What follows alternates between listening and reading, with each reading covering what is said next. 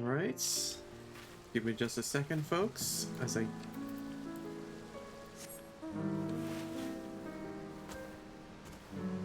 get us to a more suitable location.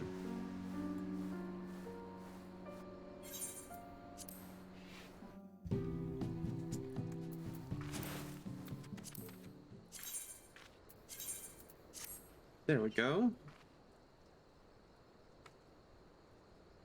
And now we are properly in New Game Plus. Now to get you guys over to the game proper. There we go.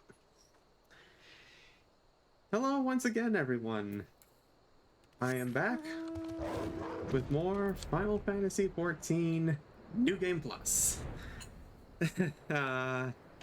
Sorry I keep flaking out on my other streams. Things are a bit weird for me right now. I will try to do Resident Evil 2 and finish off Persona 5 Strikers. I just need... It's just hard finding the motivation. But I want to try. In any case, we are on part 3. We had just met with the Scions of the Seventh Dawn. And I was just chilling at my character's house. So let's get back in here.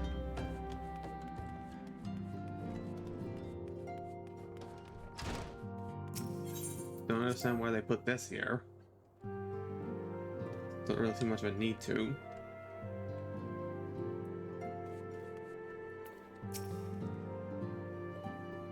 Ready to begin, are we? That's the spirit.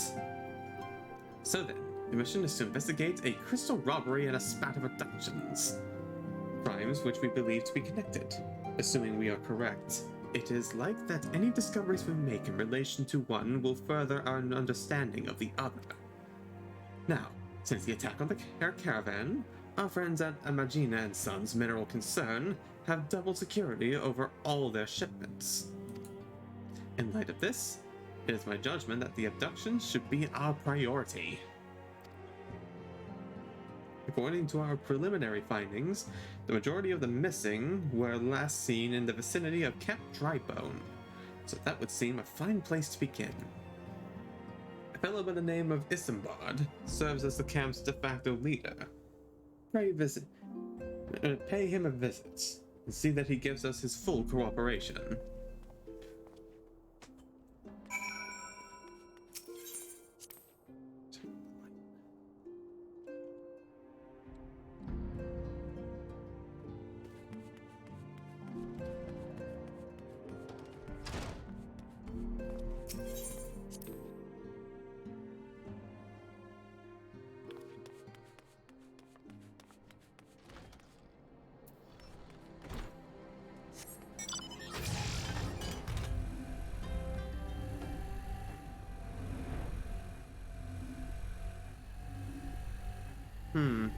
I kind of want to put on the music for the mount. Like, because every mount has a unique music track. That's tied to them in some way. I kind of want to do that.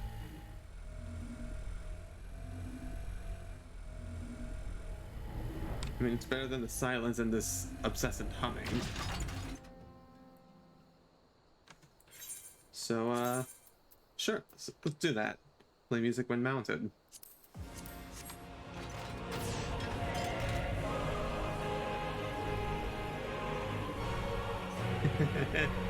And not just because I like this track.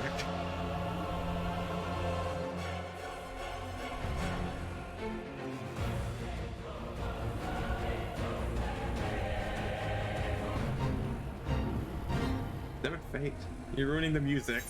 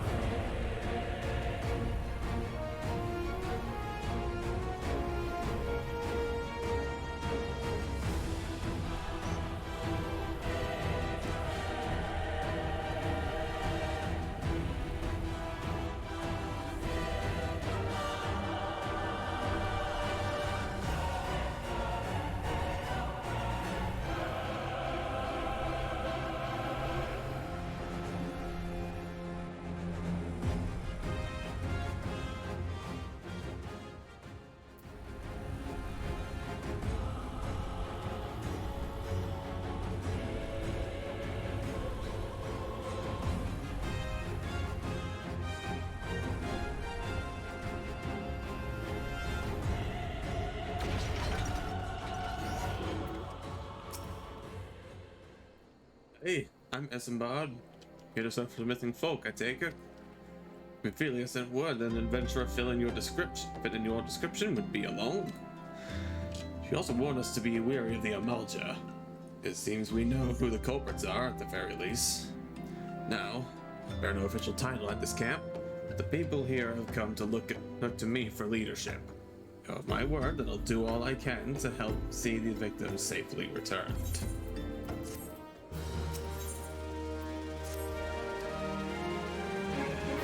Let's get right to it then. Ophelia names the Amalja in all this. The Amalja culprits in all this. You would do well to investigate them first. Much harm has been levied on these lands by Amalja hands.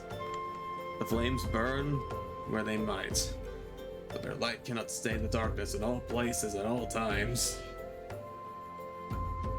There have been brutal murders of callers at the Church of Saint Adama Landama. Innocents wishing no more than to pay respects to the dead. Poor souls deserve proper burial. I would see this indeed before mongrels catch their scent, but I know if the Amalja still linger. Would you secure the remains for me, friend? You will find them on the Eastern Road. 12 willing, you may even come to learn something of the Amaljas. Now, of what the Amaljas seek in this area.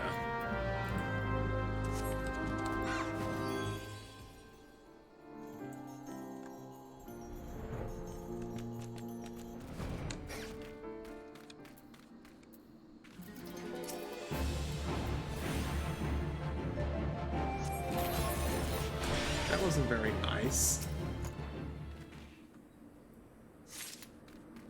Retrieve ripe corpses.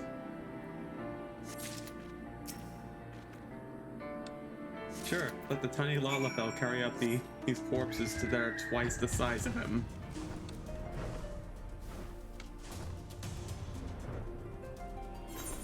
Actually, you know what? No. He doesn't really feel that natural. It's good to see you returned. We were able to secure the remains of our fallen. The bodies given back proper to the earth. Souls will find their way across to the other side. You have done a noble deed this day. I thank you. Now, then, what of the Amalja? Did you see any? Surely such massive monstrosities as they cannot conceal their presence, much less take their quarry unawares. Huh, so there were Amalja remaining, after all. I feared as much. The part of the lowborn disappearing is all but confirmed. But since there is more to this than meets the eye, there might be transformers. The occasional Amalja raiding party would not account for people going missing in these kinds of numbers. The total is too great, the questions too many. It would not surprise me in the least to learn of another hand in this. But of whose? Countless travelers pass their dry bone every day. And even if it were one among them, how would we best discover who might be complicit in these vanishings? What say we turn an eye to the common folk themselves? It may be among them that we find the reason for these vanishings. Don't forbid it be so. There's a merchant by the name of Ungust, who was born here in Drybone and grew up in the Golden Bazaar. A rough character, but he knows the people here better than anyone else. I'd wager he's at the inn, coughing away the day's earnings. Here, I'll write a note for you to send to him, else he's not like to speak to you.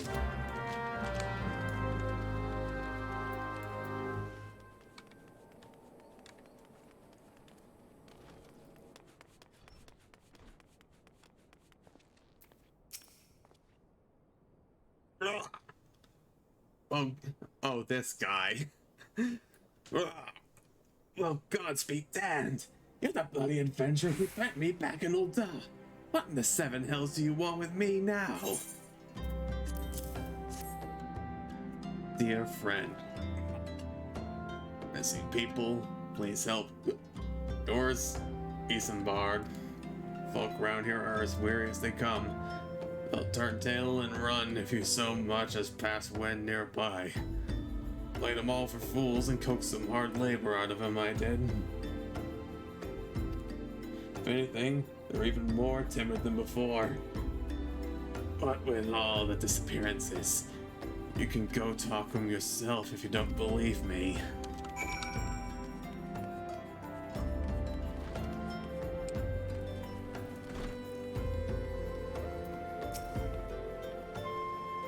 Please, sir, just leave me be.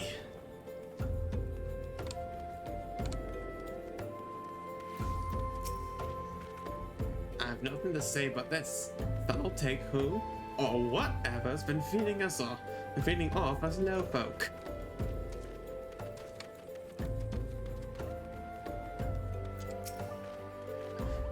What do you want from me? I don't know anything, I swear. Please don't kill me.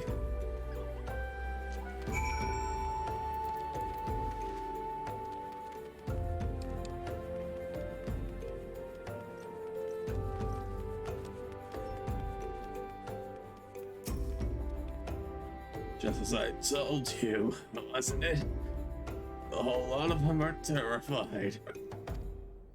There's been talk of folk getting abducted. But if you ask me, they simply up and move to a better place. This place isn't exactly Costa del Sol, if you know what I'm saying.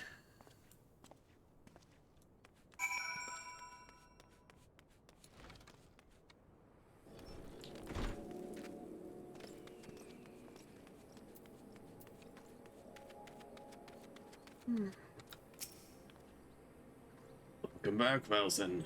If you learned it all of import. I see. I suppose I should have expected as much from Ungust. Well, another thought occurred to me in your absence. The common folk are nothing if not fervent in their religious beliefs. Perhaps if they speak freely to their gods, then the clergy might know of something. It's something of use.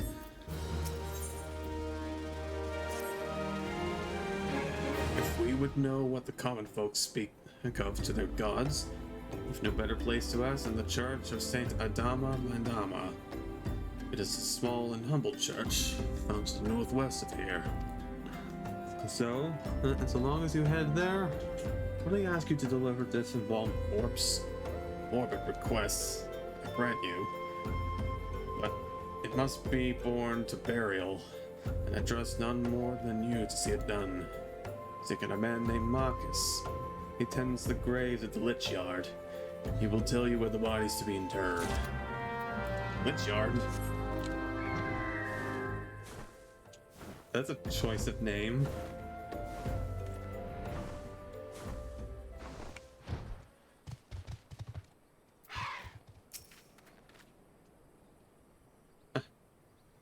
I know full well who this guy is, but I'm not gonna say anything. I'm Marcus. Yes. A body? Of course. There have been so many bodies of late. I apologize, sir. If you seek a place of burial, then there is an empty grave atop the ridge. Take the path and lay in the rest there. Go, my bush.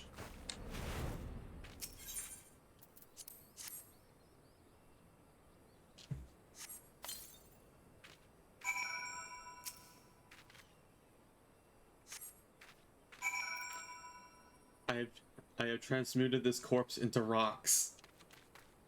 I am the corpse alchemist.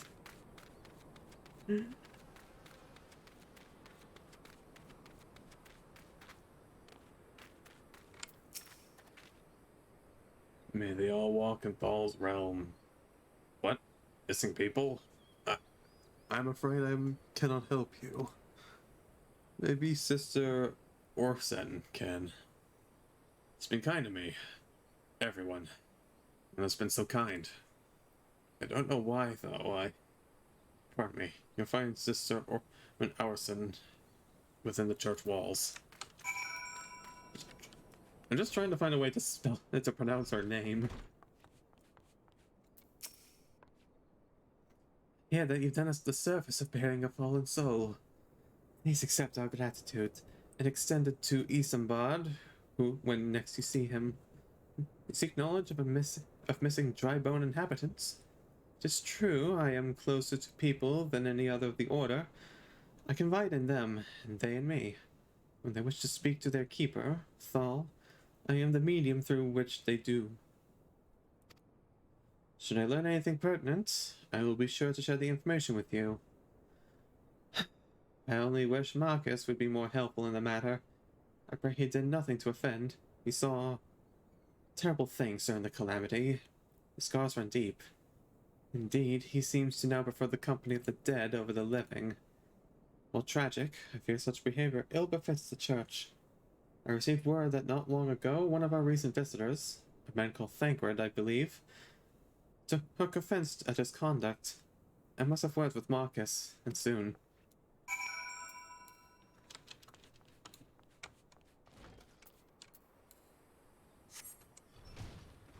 And that's why I didn't mount in the church. Because there's a chance that the mount I pick is this one. The massive one.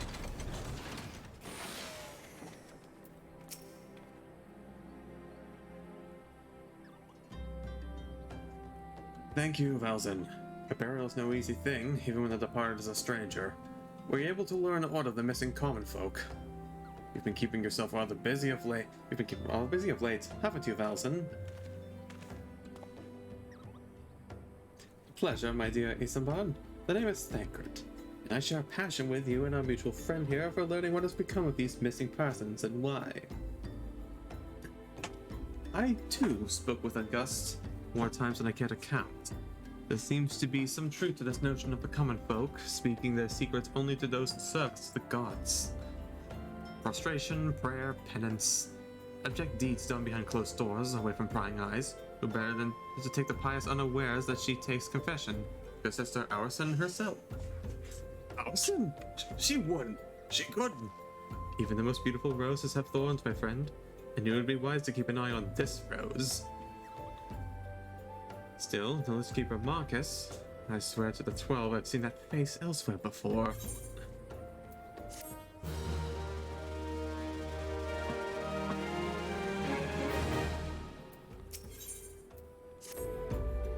Sister Orsen, it cannot be.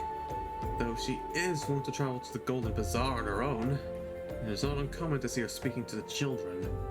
But no, it could not be she, could it? I grow weary of these suspicions. I know there is one child in particular she is fond of. Pray, speak out the boy. And seek out the boy, Valzin, and see if you cannot glean something from him about Orsen's activities.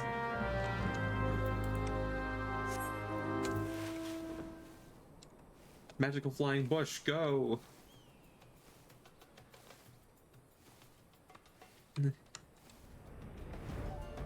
You cannot defeat me! My mount grows shrubberies!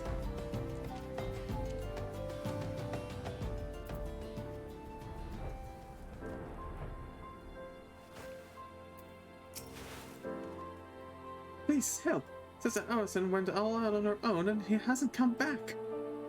She always reads to me here about Thal and the Order and the other side.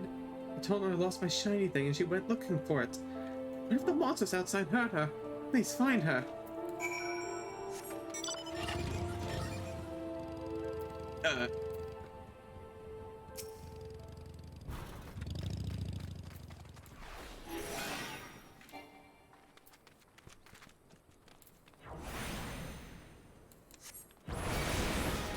Bring it.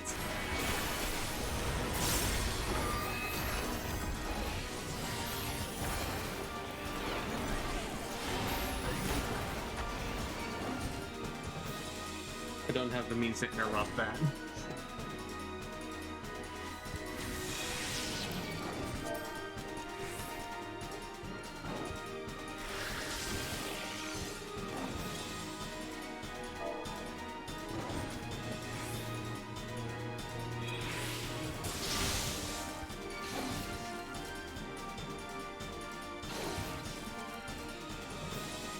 Just need to wait out the timers as they keep being applied to me.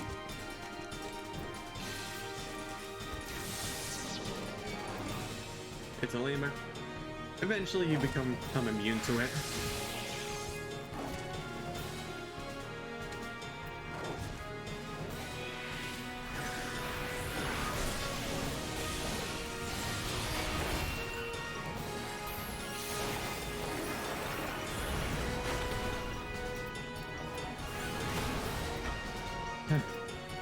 It's a shame that spellcasting doesn't have an option for interruptions. It would be very handy.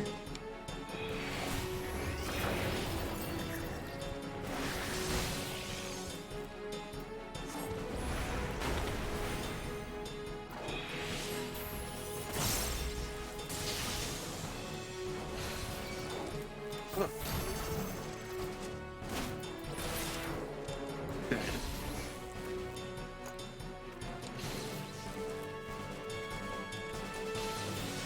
And now the goddamn paralysis. Ah, shut up.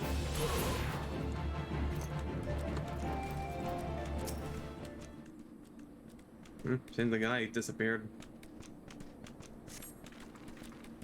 You're the one from the church. Thank goodness you arrived when you did. Since my gratitude is yours yet again. You spoke of the child? Yes, well, I was able to find his lost trinket. It is a ring given him by his mother before she passed. I will see it safely back to him.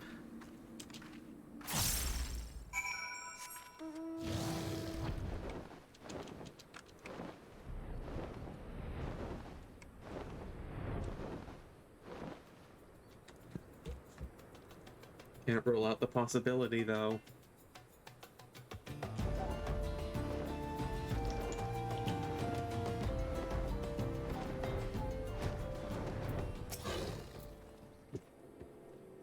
Sister Aurson was attacked outside the Golem Bazaar? Gods forfend, I will secure a room at the inn for her should she require any rest.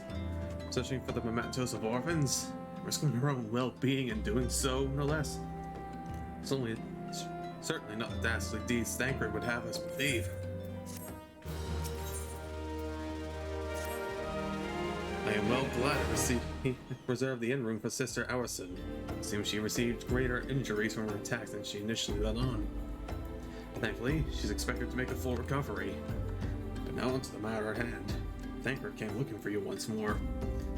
He left word that he'd be waiting at the Amalja encampment to the southeast. I pray that the two of you are able to uncover some evidence regarding these disappearances. Go, Magic Bush, go!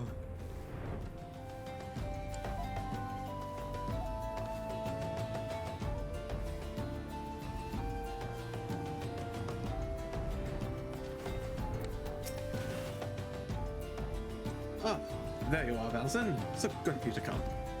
Indeed, I've heard all about Sister Aurson. Miss Bard said her wounds were serious. It would seem my suspicions about the poor Rose were misplaced. But false though they were, perhaps my suspicions were not entirely without merit. I was following Sister Aurson near the Golem Bazaar, found up a Malja caught my eye. I tracked him as far as this encampment, but, well, let us say that I would much prefer to keep my distance and remain here. This, of course, brings me to why I requested you, dear Valson. Would you be so kind as to take a look inside? Sure, I'll fly inside. Crap, now I got a sneeze coming on.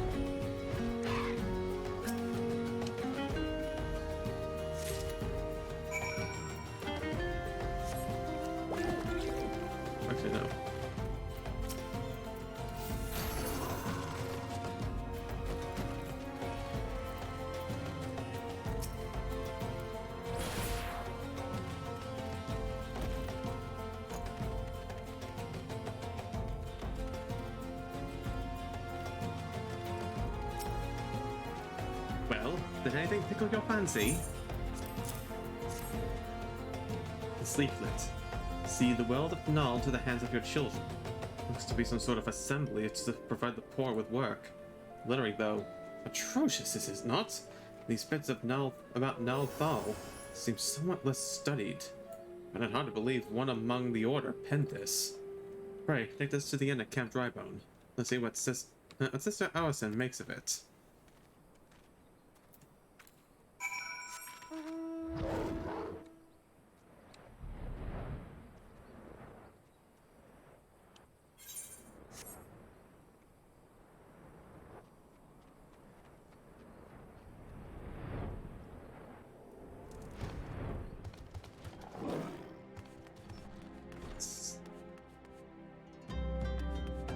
In here.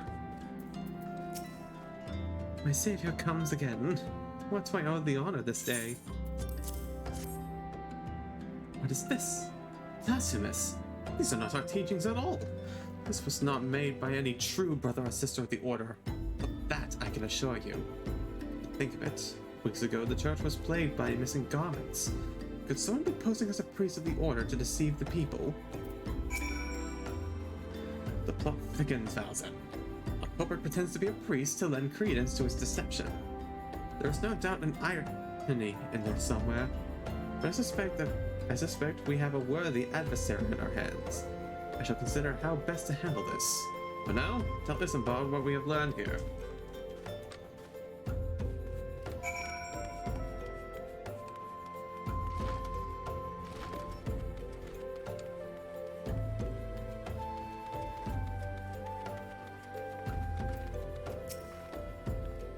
Chosen as a priest? To think. Its troubling notions aside, it is gratifying to finally be able to move this investigation forward. Thank you once again, Nelson. I shall keep my ears and eyes open, now more than ever.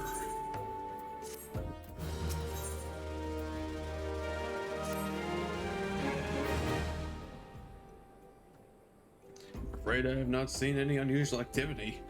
Or have any at this camp given me cause to doubt him. But unless we can identify the culprit, and soon, more innocents will fall victim. Do not despair yet, my friend. An idea occurs to me. A suspect has been posing as a priest using leaflets bearing false promises to lure the poor. Let Valzen and me serve like with like by posing as impoverished souls in need of succor. I dare to hope that this will yield us the answers we seek. It'll be a dangerous undertaking. We two are more than capable of looking after each other. I'm next to useless in a battle, but I can supply the garments for the disguise. This old tunics and slops should serve your needs, as long as you don't mind the smell of the stains. These will serve very well. You have my thanks. Listen, Malson. So as to lay the foundation for our little ploy, we must make it widely known that more vagrants have accompanied a camp and are desperate for coin. To this end, I want you to don the old garments Isambard lent us, and beg for work around the camp. Before long, the false priest should catch wind and approach us.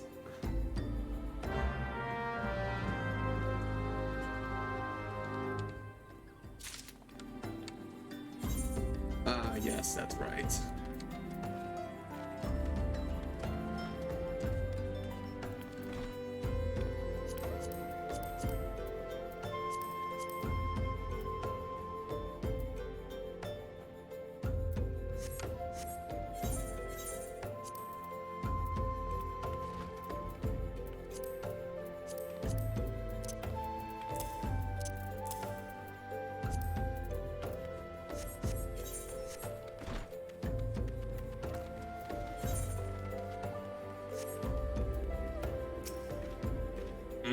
And you are another refugee by the looks of you.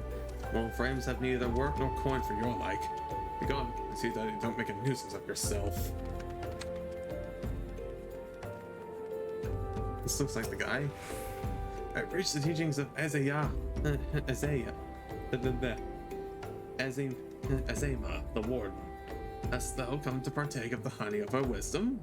Azema is the keeper, the sun, the goddess of inquiry. Close laid bare beneath the light of her divine countenance. Upon thy heart to this land, needy child, and thou shalt not want till the end of the days. Okay, not quite. Some change? I was about to get to the good part. Looking for work, you say? Sorry, but we don't have any openings. Get out of here so I can finish my story.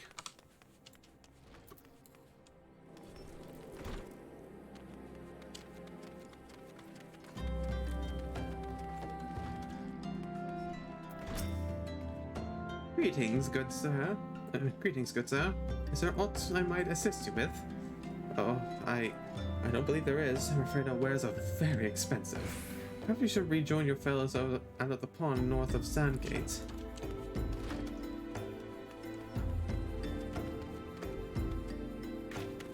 Can't be up there, can it?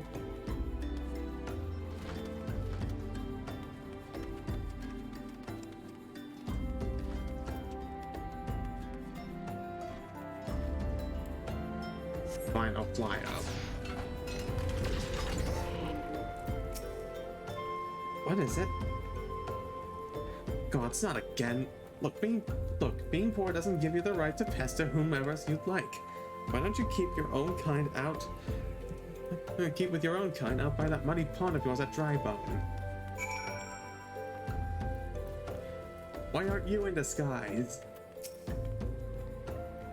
You have quite the knack for being a nuisance, Felsen.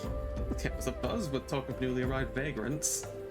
Though we were unable to attract our wayward and transgressor, we were able to learn about that the poor have a commune by the pond north of Sandgate, to the east of here. The eyes of the authority do not reach that place. Rather ideal for spiriting away hapless souls. Let us go there and wait for the kindly priest to come and offer us aid and comfort. Needless to say, you'll need to remain in disguise. Yay.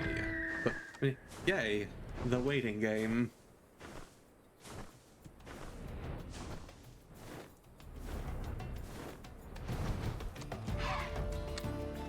There's your disguise.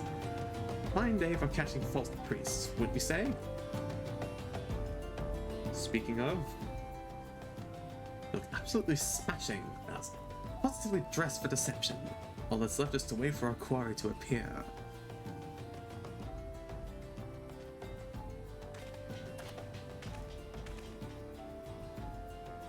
Oh, you poor, unfortunate souls. This is no way for men to live. What are you? What do you want? Be at ease, child. I mean no harm. I am a priest of the Order of Nelthal, and I come to offer you succor. This leaflet bears the teaching called, trust to them and they shall surely set you free from the shackles of penury.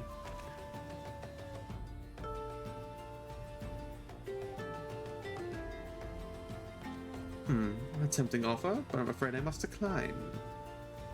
On account of that atrocious performance, you would have made a god's awful murmur on Gust. What? How did you know? You bastard tricked me. Please don't hurt me. I was only doing it to protect my people. Is that so? Do continue.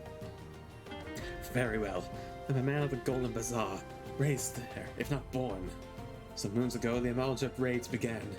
They would appear sudden as a sandstorm and plunder and pillage at will. Our defenders couldn't stand against them, few as they were. Everyone lived in fear. I wanted to save my people, but being a merchant was all I knew. So I did the only thing a merchant could. I approached the Amalja in hopes of brokering a deal. In return for sparing the Golden Bazaar, they made demands, outrageous ones. Demands? Of what, pray tell? First of all, they wanted the schedule for crystal shipments from the Nanawa mines. For this, I bribed one of the workers to leak me the information. Next, they wanted me to bring people. So I posed as a priest to lure in the vulnerable and give them over to the Amalja. I didn't have a choice. Protecting one's home is a noble thing, but at the cost of the innocents? You could have sought the aid of the immortal flames, yet you did not. I suspect you're not telling me the full story. What made you sell out your own people? Speak!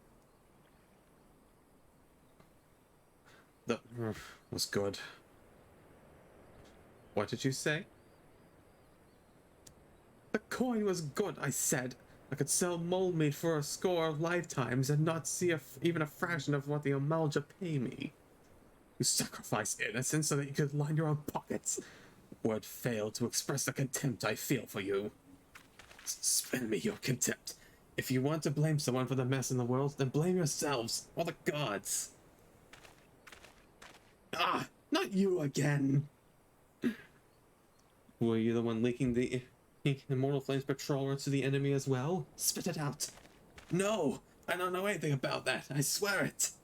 At this stage, I'm rather disinclined to believe aught that leaves your mouth, but no matter, it'll be time enough to learn the truth.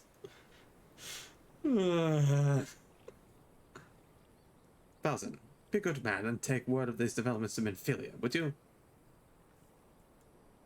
I shall prize everything I can out of this filth. Damn it, I skipped it. We'll just get the actual clothes back on. Alright, we're good.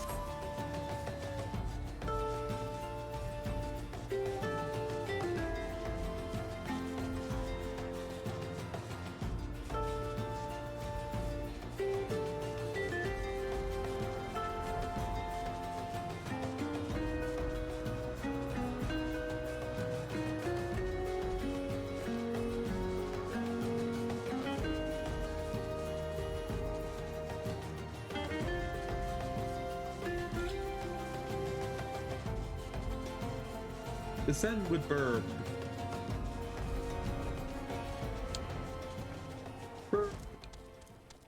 Verb.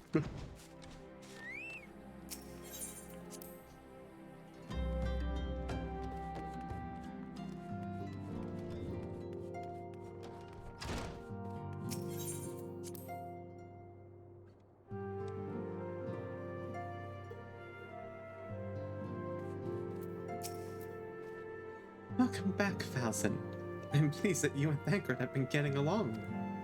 I see. You've done well to uncover the truth.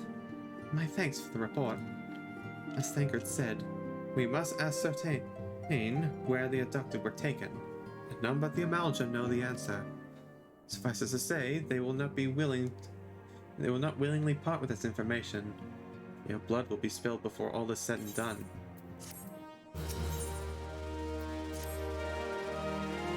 Though we seek a peaceful solution to the primal problem, we must needs be ready for a fight for our cause. That you might take to the field suitably prepared, I would have you meet with a goblin acquaintance of mine. His name is Mutamax Bubblypots, and he's a scholar of no small repute. Mutamax is renowned for having introduced a revolutionary method of enhancing equipment to Eorzea. The knowledge of this method was once a closely guarded secret. Thanks to Mutamax and his students, it has now been disseminated to the great benefit of all the realm. Could you choose a less complicated word than that? It would serve you well. Well, to acquire an understanding of the process. For this purpose, I shall lend you a blade. Take it to Mutamax, and bid him use it to demonstrate his craft to you. Mutamax is ever to be found at his camp in central Thanalan, a place known as the Bonfire. Look for a pill of smoke and the way will be clear. 1 second. Taking this. Since I can't sell this, I shall discard it. Okay. Okay. Yeah, I'm done wasting much time.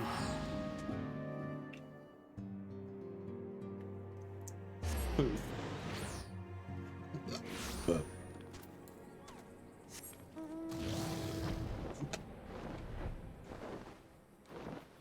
Huh. Sorry, I'm feeling a bit gassy and sleepy. Redundant.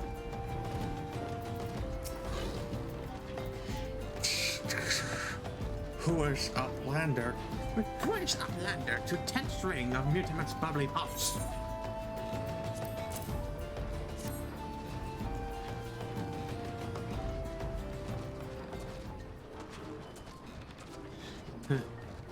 Mighty Tool drinks an air whistle.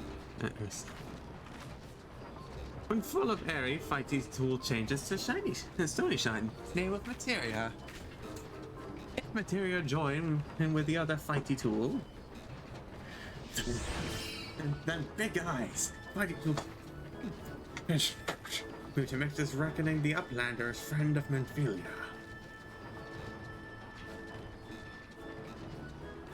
Yes. Tongue flaps reach ears of Mutamax fastest.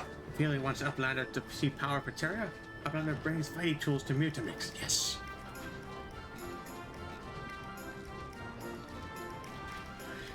Fighting tool is unstrong as eating tool. Make good TV show. It's hard to do a voice with gut like this. The materia master. Now, eyes of Uplander at Fighting Tool, yes? Materia will join with Fighting Tool.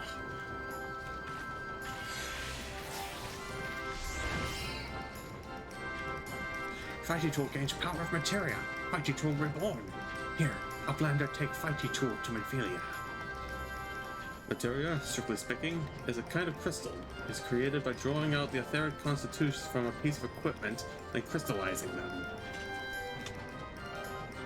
Not just any old equipment will serve, mind you. Must have sufficient spirit bond. That must be measured on how fully the item has been imbued with its owner's spirit. When you attach a piece of materia to gear, you imbue the host with its power. That's how Master Mutamax turned the dagger yours from somewhat as would struggle to cut steak into a weapon worth wielding. Uplander wishes to be joiner of materia, then Uplander best fill brain case with knowings of crafty making. With knowings of crafty making, Uplander can become joiner of materia. If Uplander wants brain case to rattle with knowings of materia, Uplander best trade tongue flaps with learning ones of Mutamax.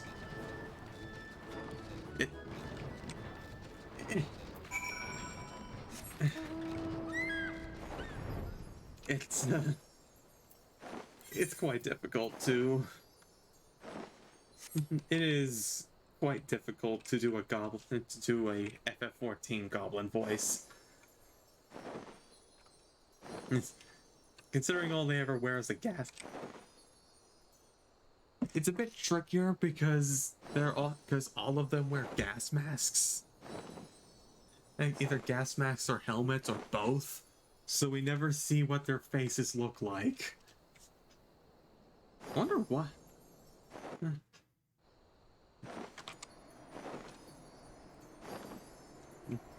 We know I know that they at least eat because there is a bit of a plot point involving cheese. A goblin cheese recipe.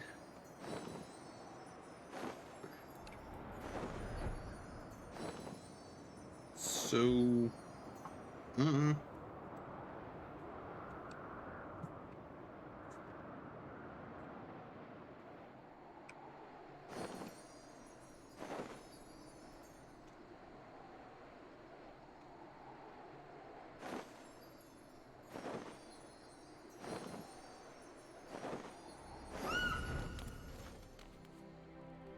1, 2, 3, up.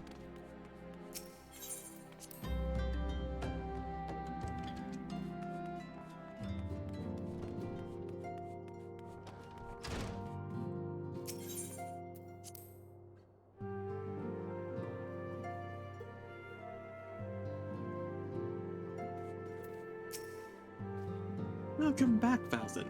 I trust your visit to the bonfire proved fruitful. What a remarkable difference a single piece of materia can make. Granted, the skills needed to manipulate the substance are not nearly acquired, but one need only look upon the results to realize such efforts are worthwhile. As I'm sure you're aware, the quality of one's equipment can be the difference between victory and defeat. Materia may well give you the edge you need, Malzin, so make it your ally.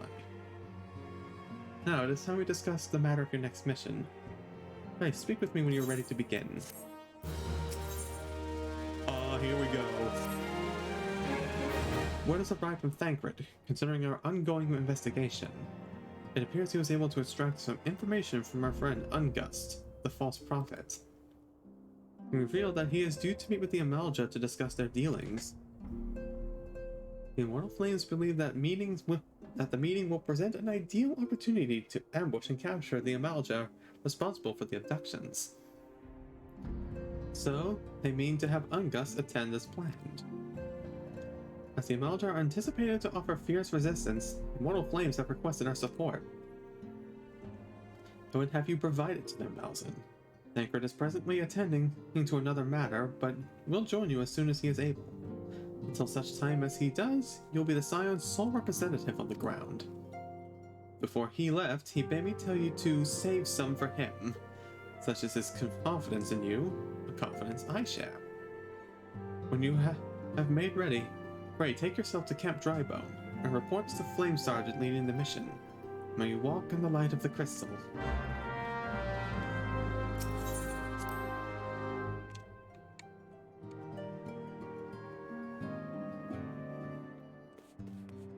The dungeons I could honestly care less about, except for the later ones. But I will be doing doing some of the trials at a fair level for cinematic reasons.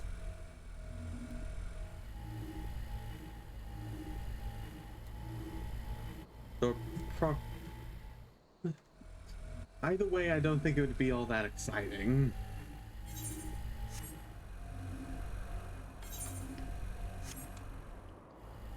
Basically, I'm going to speed through the dungeons.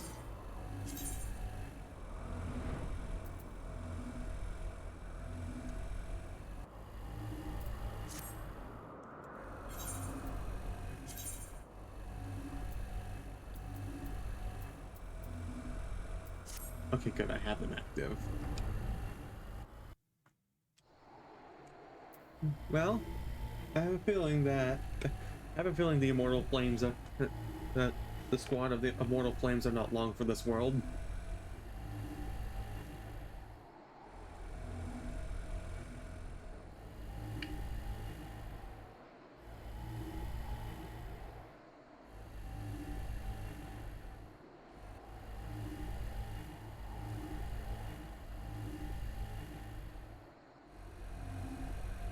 That being said, the only thing I find unnecessary about some of this MSQ is the back and forth over long distances, especially since you don't even get your chocobo until later.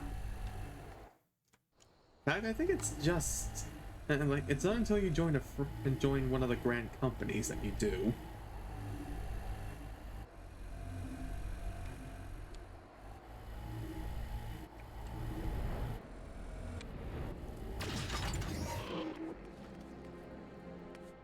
No, not there. Is it back up there? No, it's down here. There he is. Ah, Girlfaust and Skycloak of the Silence. My thanks for coming, friend. We're strong. We're stronger for your assistance. Allow me to brief you on our mission. Our objective is to capture Amalja and prize from them the whereabouts of the abductees. The Lizard Men aren't aware that their man, Ungust, has been exposed. When they come to the rendezvous point to meet the traitor, we'll spring the trap. Owing to the clandestine nature of the mission, we can deploy only a small contingent. Remember must count. So we requested the aid of the Sirens. Rendezvous will take place at the Invisible City. Please, make your way there and lie in wait. We stand to learn much and more about the Amalja plot if the mission succeeds. 1000. Let's make sure it does. Jeez. I haven't been drinking anything, and yet I'm burping all this. This is weird. Not as weird as the Invisible City. A fun idea. It does sound like a fun idea, though.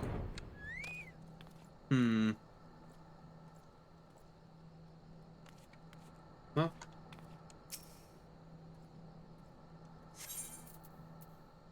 Well. Time to fight them at my level. At their level, I guess. Yeah.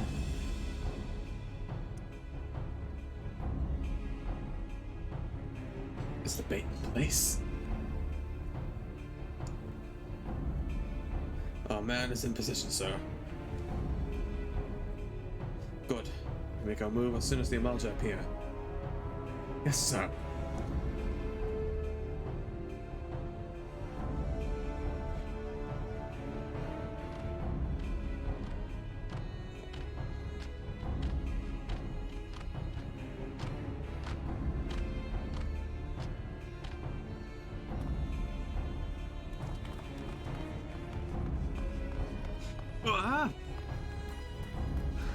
What is the meaning of this?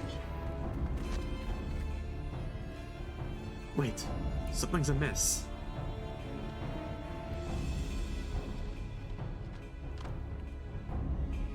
They were ready for us.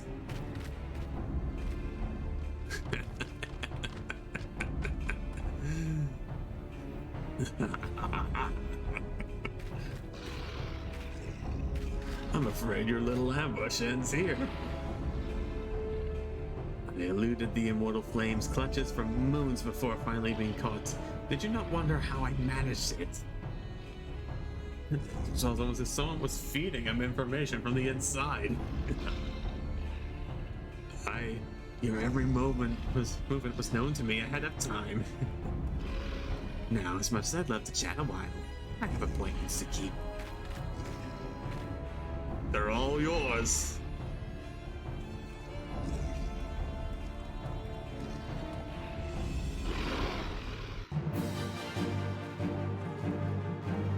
If I remember correctly, we're supposed to lose this. Or at least we get defeated by the end.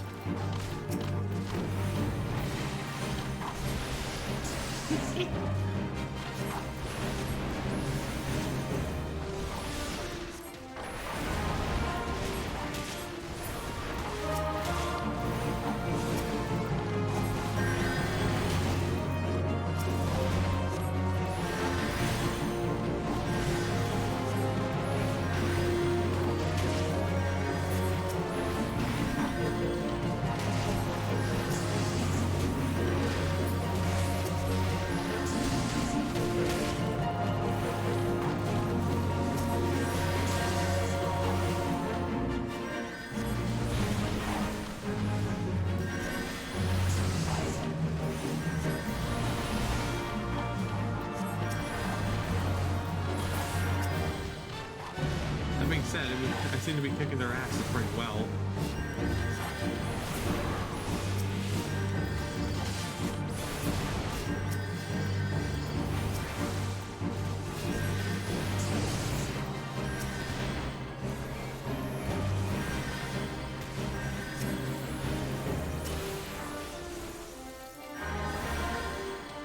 I suspect reinforcements.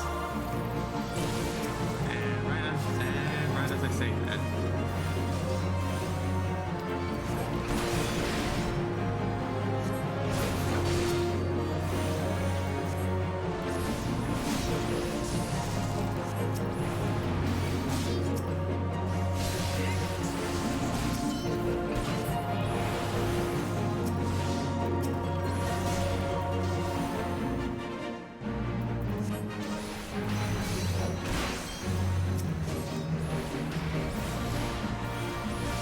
I know, right?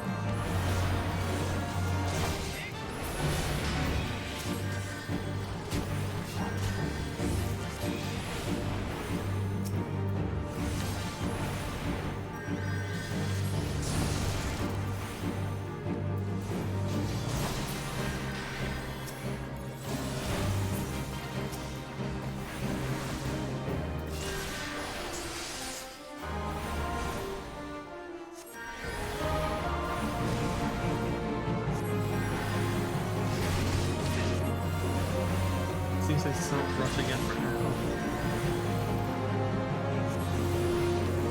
And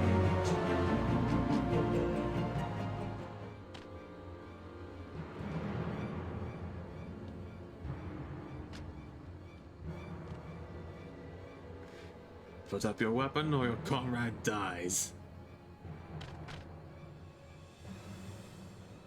Behind you!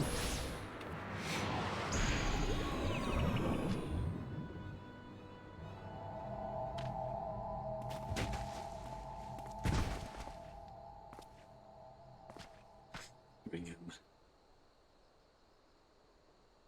The rest of you, march. Treacherous scum.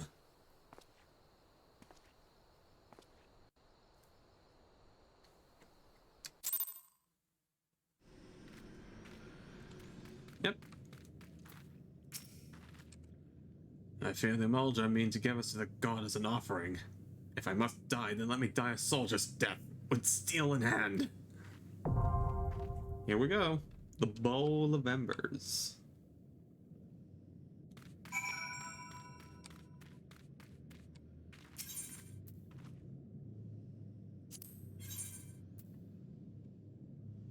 Here we go.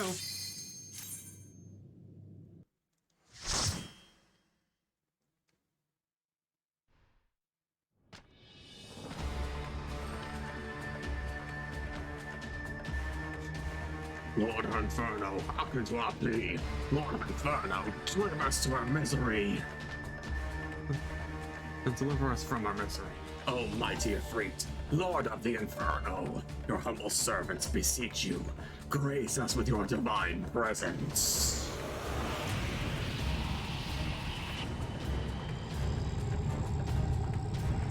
Freaking sick.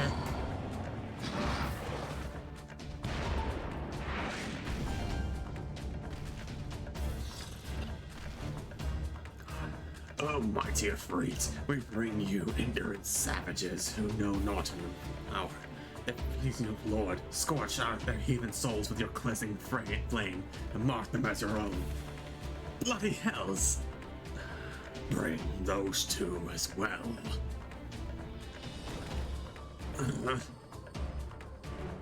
What's going on? This isn't what we agreed. Not much servants of Lord Ifrit may behold the right of summoning. The souls of unbelievers are forfeit. No! Spare me, I beg you. Merciful children of mine, by my breath I claim you. Arise once more, my loyal minions. Feed my flames with your faith, and all who stand against us all.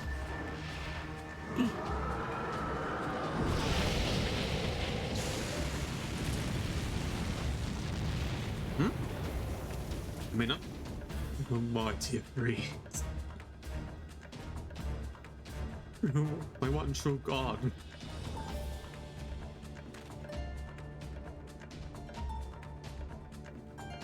Your words are my bread. Impossible! By what sorcery do you resist my master's will? Could it be? Your soul already belongs to another? Yes, that's the only explanation.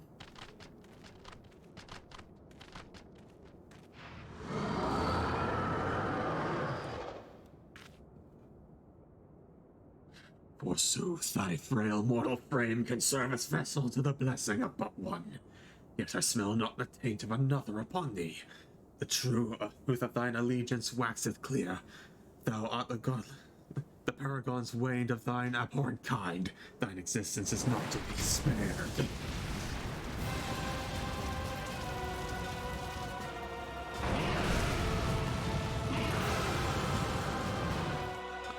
I'm trying to keep up here.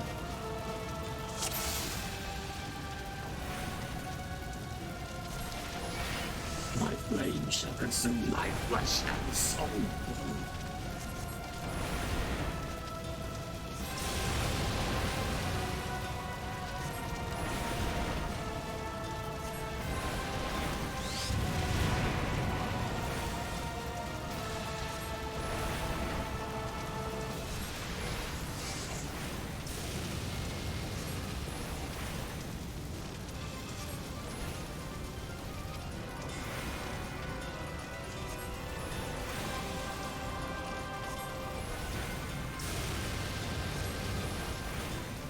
Forgotten to the Inferno.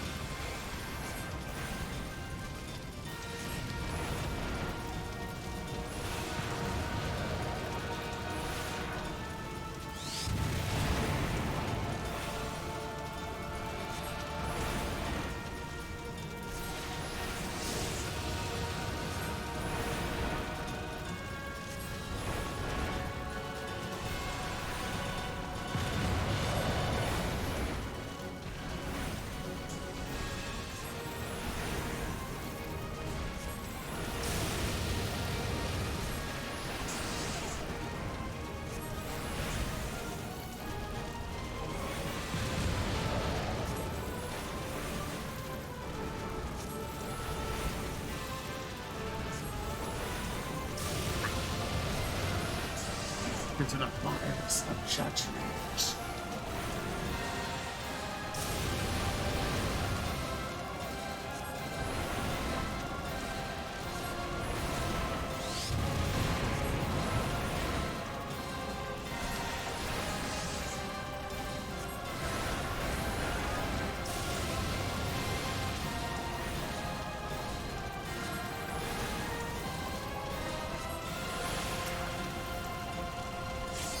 My soul shall burn for eternity.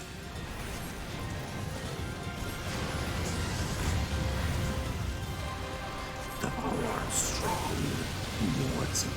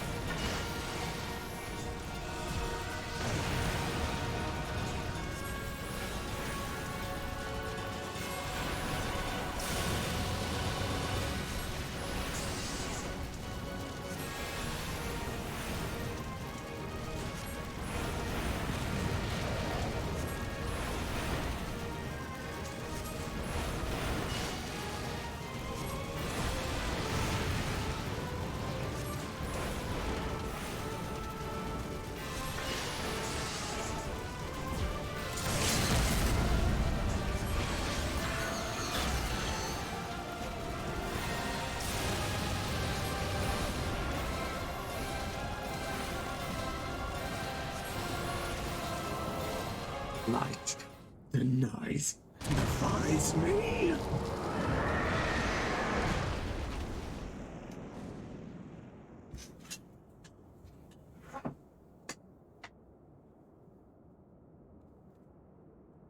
Red crystal.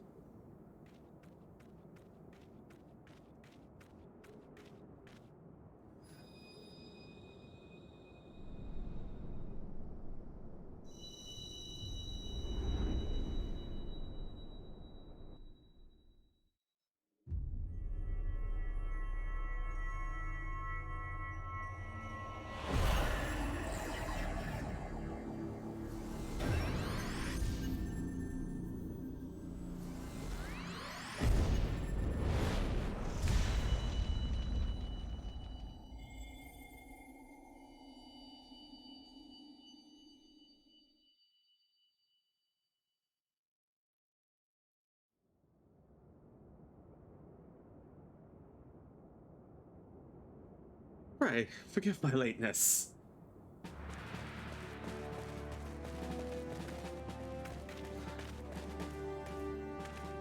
I was delayed by a congregation of Amalja zealots. I swear, each seemed more evangelical than the last. Evangelical. Persistent lot! Did not have enough time. Phew.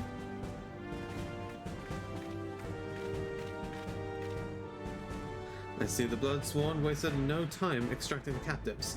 No less than I'd expect from the Flame General's hand-picked men.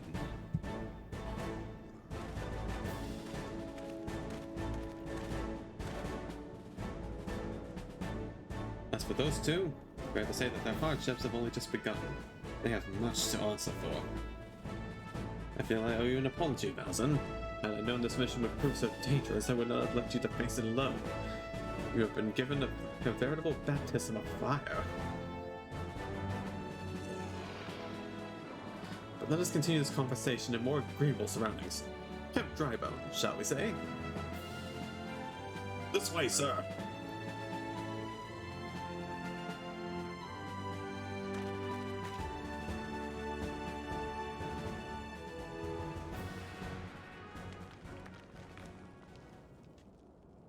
So that was the mighty Ifrit.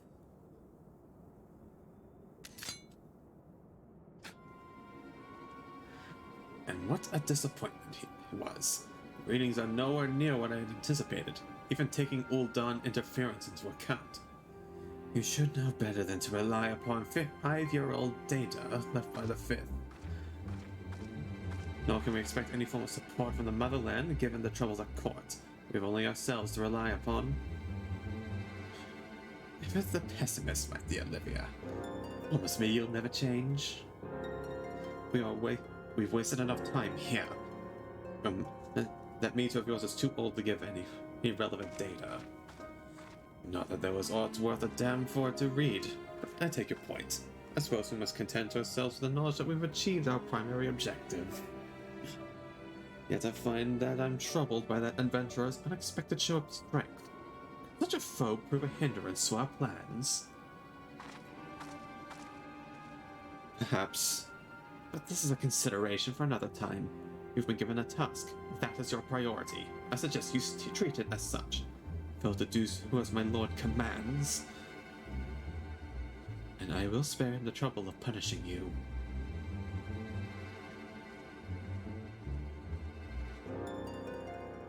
With allies like that, you are a woman in love. I shall need to be on my best behavior.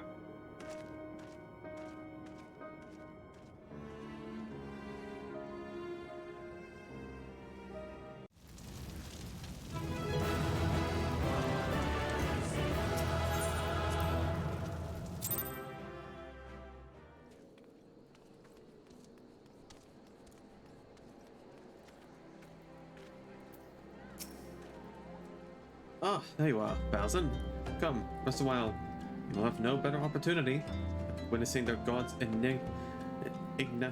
ignominious defeat, the Amalja will be less inclined to risk our wrath.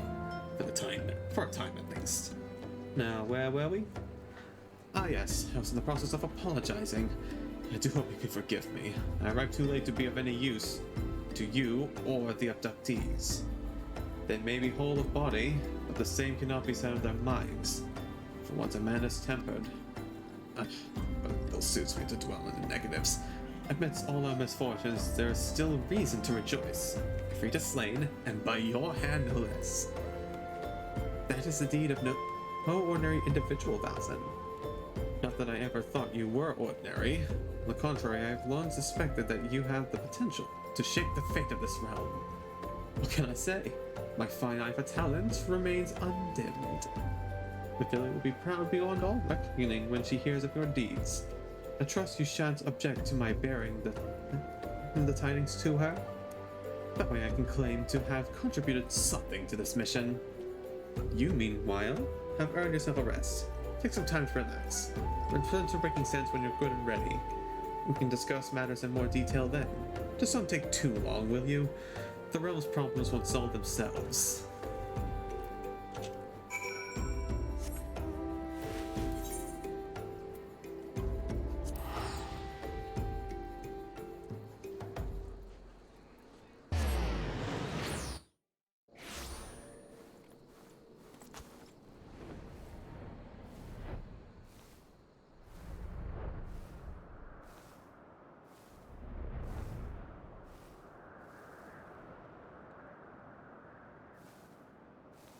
As we stand with time.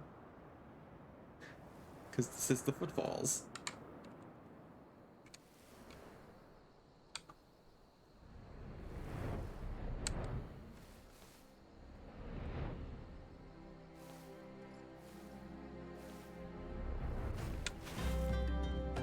In fact, I think this is as good any time as any to take a break.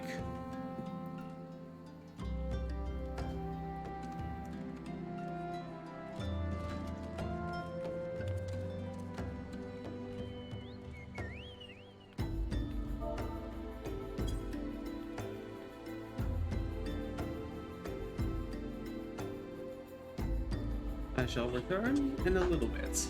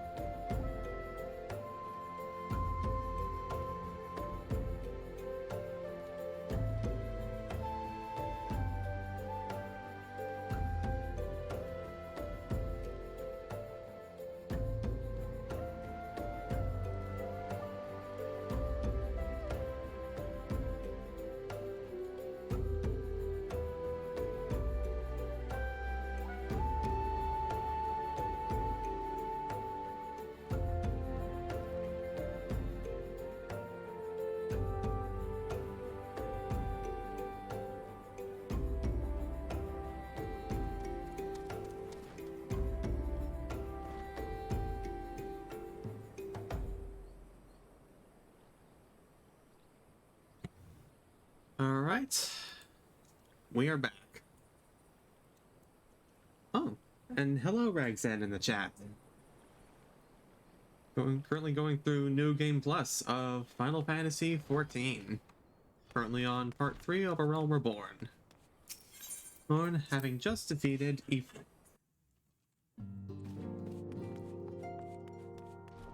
And I'll also be trying my best to speak some of the dialogue being said in these like whether it's cutscenes or just this. The triumphant hero returns. Thancred told us the news upon his arrival. He is presently in the Solar, giving a full report to Lady Minvelia. You should join them at once. Lady Minvelia is most eager to see you. Will this have voice lines? My arrival nearly cost Falzon his life. I wasn't there when the Amalja took him prisoner. I wasn't there when they served him to Ifrit. Yes, by some miracle he survived, but that doesn't excuse the fact that he should never have had to face such dangers alone. I have failed him utterly. Just as I'm failing you all. What's done is done, Thancred. You can ill blame yourself for every...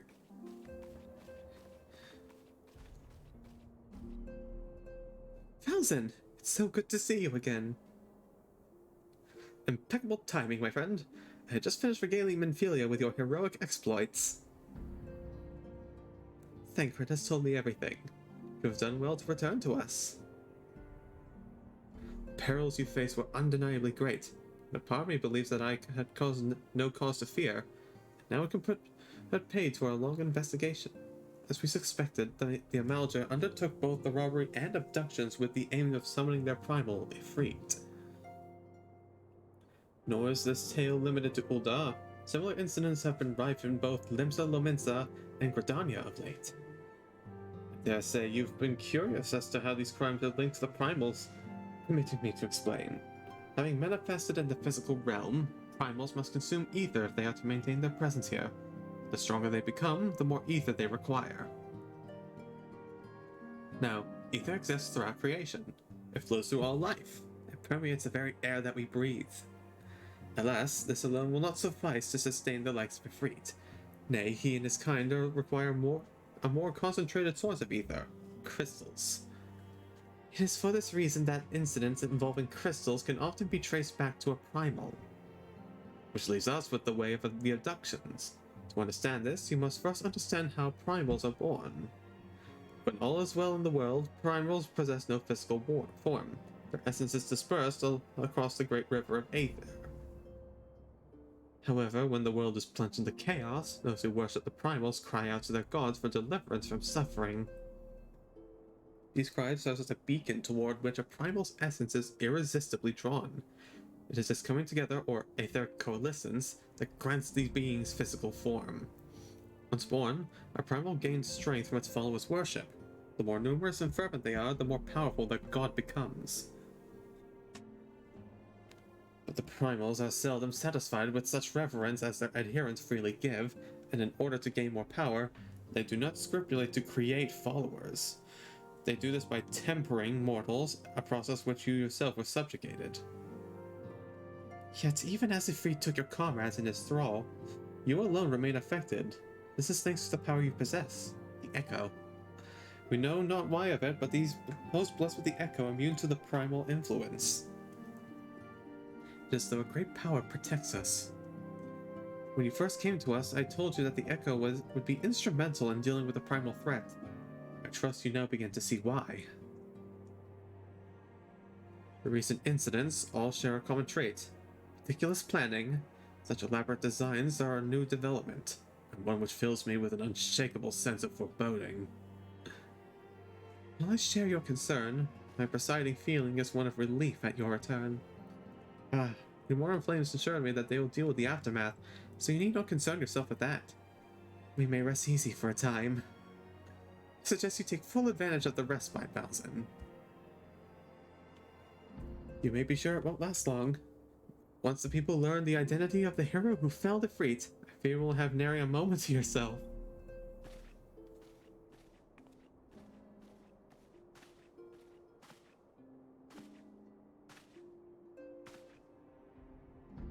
Whether she intended to or no, Menphelia neglected to tell you something, so I think it would be best heard from one of us. It concerns the tempered abductees that we rescued. I'm sorry to report that they were all put to death, flames with whom you were imprisoned included. Needless to say, the information was not being known to the public. I swear to you that we would not do this if there were any other recourse. Once a man is tempered, he is tempered for life. His very existence leads to the strength of the primal, whom he cannot choose but worship. And so we Scions continue our fight. No more innocents need to be sacrificed. I hope you will continue to stand with us, Falzin. I should be going. I must offer my apologies to the Flame General for the loss of his people suffered. Until next time.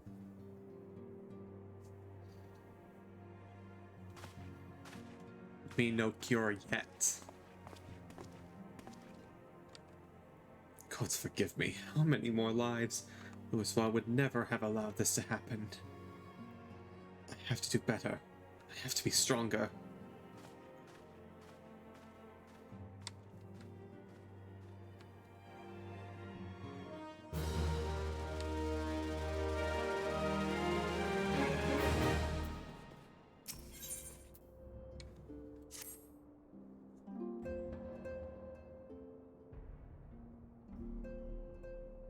Until not so very long ago, you were but one of many adventurers seeking to make their way in Eorzea. But for your character and courage, you were raised to the esteemed post of envoy. Therefore, you have traveled the realm, aiding those in need without thought of reward, confirming to Thanker that the Scions would benefit from your aid, and no sooner that you had joined us that you personally bested the primal Ifrit.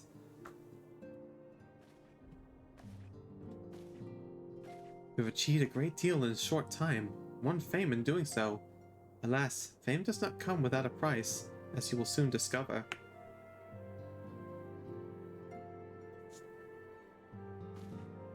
We have guests, Falzin.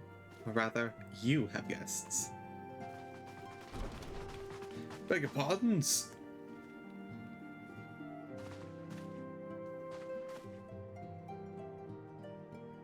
Ah, Lady Menphelia. Radiant as always. I am given to understand that the Scions of the Seventh Dawn have but recently welcomed a new hero into their midst. I am here on behalf of the Maelstrom, Grand Company of Limsa Lomensa, to offer said hero a place of honor within our ranks.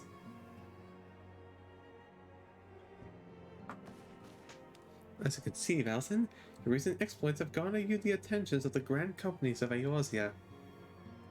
Each organization would have Ifrit's bane for its own. To this end, all three have sent officers to court you. They would not ordinarily go to such lengths to enlist a new recruit, but they have evidence this I find myself wondering how word of Valzin's deeds spread so quickly.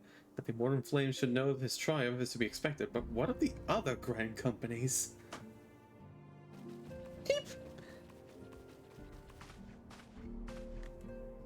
Reputation precedes you, Master Skycloak.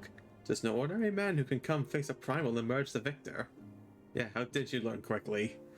The Order of the Twin Adder has need of a valiant men such as you.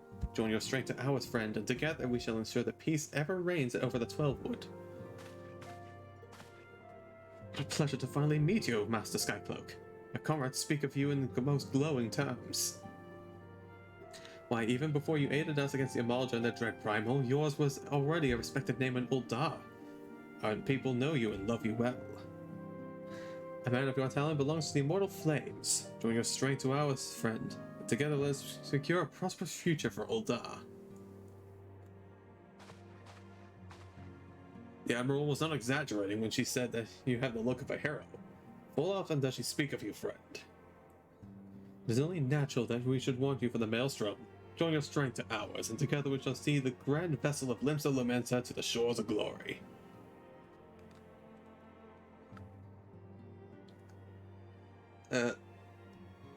Quite a bit. Lady Manvelia. Very well. Though I'm quite sure you need no reminding, mayhap a brief summary of the situation would help clarify your thoughts on the matter.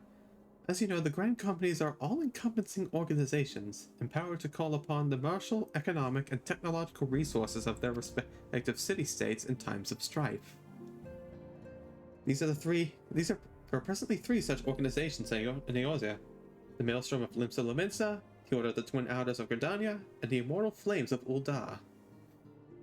Serving a Grand Company means serving the nation to which it belongs to.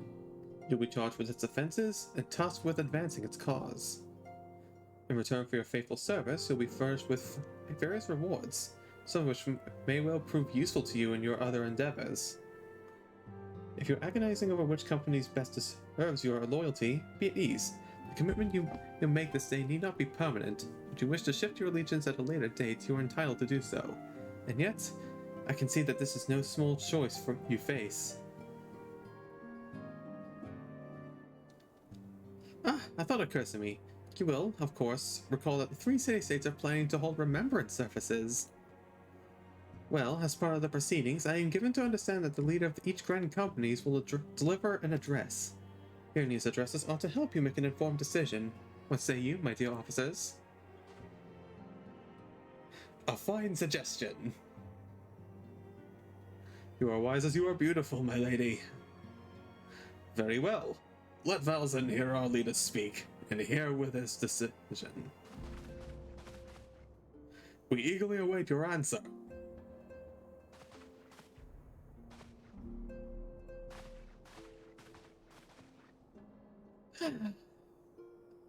Pat, pat, pat. I know full well that adventurers are by their nature a liberty-loving breed, and not best suited to the discipline of military service, but I strongly urge you to join a Grand Company nonetheless. While the promise of reward is enticing in itself, it is not the only benefit. You are possessed with great power, Valzin, and with it you are capable of doing untold good. Yet know that great power is not one to attract attention, not all of it friendly. There will be those who wish you ill. You need to be on the lookout for them. Yet however vigilant you are but one man. In the midst of a Grand Company, however, you'll be one man amongst many, a friend amongst friends. Your achievements will be shared, and so will the danger. I can think of no better arrangement. Of course, joining one organization does not mean leaving another. I hope that we continue to rely upon your aid. The 12 know that we will have need of it in the days ahead. Grand companies seek to protect their own nations. We Scions, on the other hand, seek to preserve the future of Eorzea as a whole. Similar, yet not quite the same. Now then, I expect that you'll be afield more often in the future. As such, I will have you carry this link pearl with you at all times. It will allow us to stay in touch regardless of location. Eorzea is changing, Valzin, and you have the power to help shape it anew. None can say what the morrow will bring, but so long as we believe in ourselves, there is naught we cannot achieve. It is time you make ready for your journey. Before you depart, be sure to speak to Tataru. She will appraise you as to where and when the remembrance services are due to take place.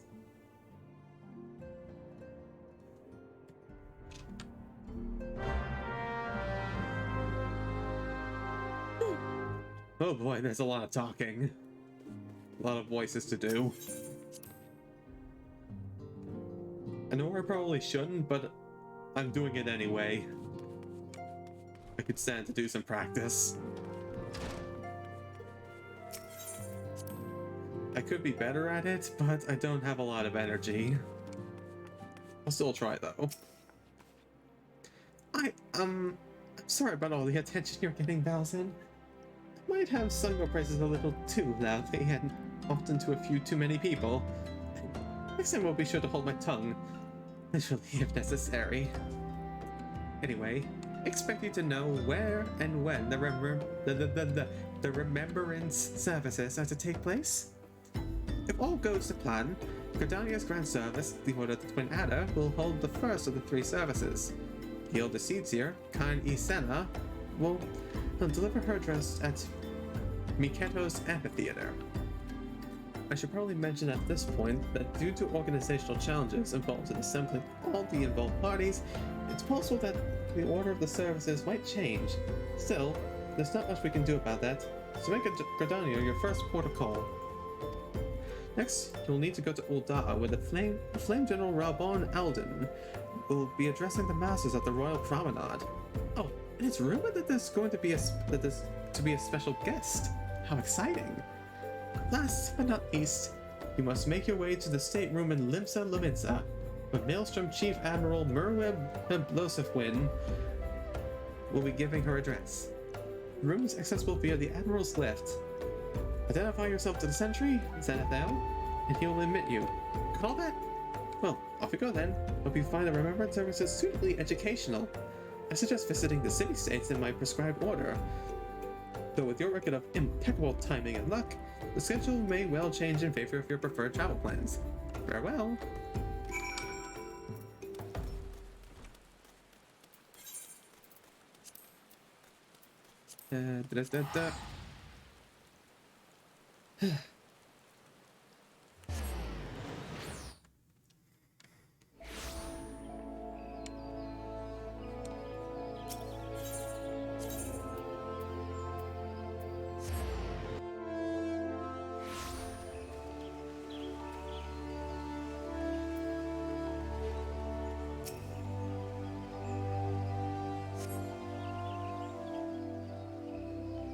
I am not going to try and talk through this. I lost my son to the calamity. Oh, thank God. There are voice lines. Singers are all together. Some say you couldn't take a step without stumbling over a body.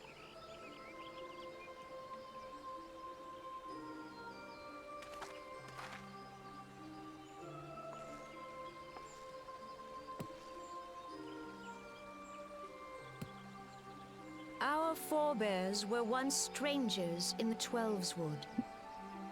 Fearful of the Green Wrath, they hid themselves in the dark recesses of the earth. Yet they dreamed of basking in the dappled sunlight of the forest. Through great effort, they proved their worth to the elementals, and were granted a place beneath the boughs. So it was that Gridania was born, some 5 centuries ago.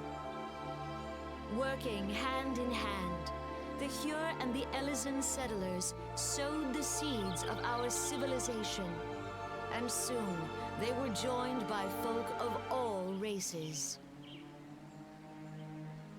So nourished by the waters of unity, and blessed by the light of the matron, Gridania flourished into the great nation it is today. Do you see the Gridanian standard? There, hanging behind the Elder Seed Seer. The entwined serpents represent the unity between Hyur and Elysian. An elegant symbol, do you not agree? In accordance with the will of the elementals, we have embraced a life of peace. Alas, our neighbors have not always sought the same for themselves, nor for us. Though we Gridanians have no love for war, we have still less for those who would threaten our way of life. Ever have we fought to protect the sanctity of the Twelveswood. When the Garlean Empire brought its war of conquest to Eorzea, we rallied under the noble standard of the Twin Adder that we might push back the encroaching darkness. And it was we who prepared the ground for the reformation of the Eorzean Alliance, that all the peoples of this realm might stand united against the common threat.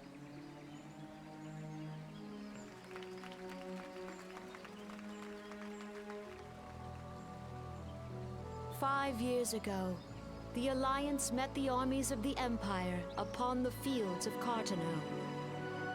It would prove the bloodiest battle in recent memory. Countless Gridanian lives were lost. As Supreme Commander of the Order of the Twin Adder, ever shall I bear the weight of our people's sacrifice. Alas, their loss was not the only tragedy to befall us that day, for soon came the calamity.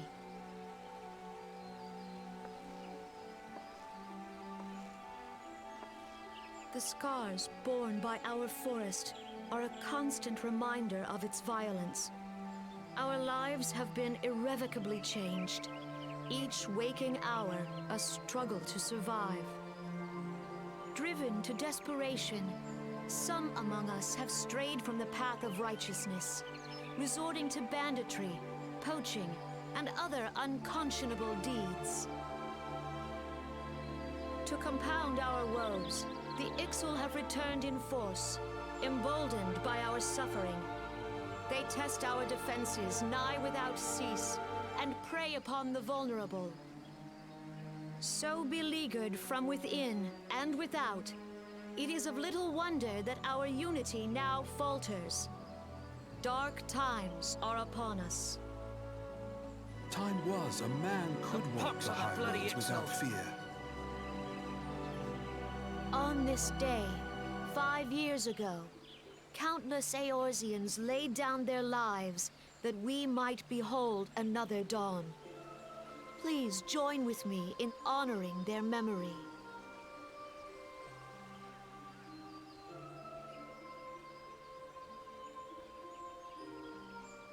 And how do you propose to honor the memory of those you cannot remember, pray tell?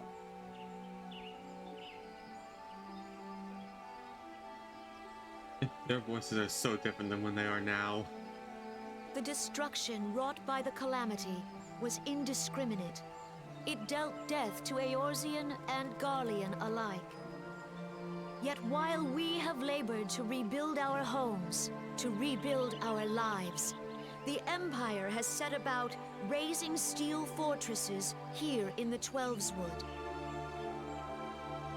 Let none be mistaken. The Garleans remain the greatest threat to our survival.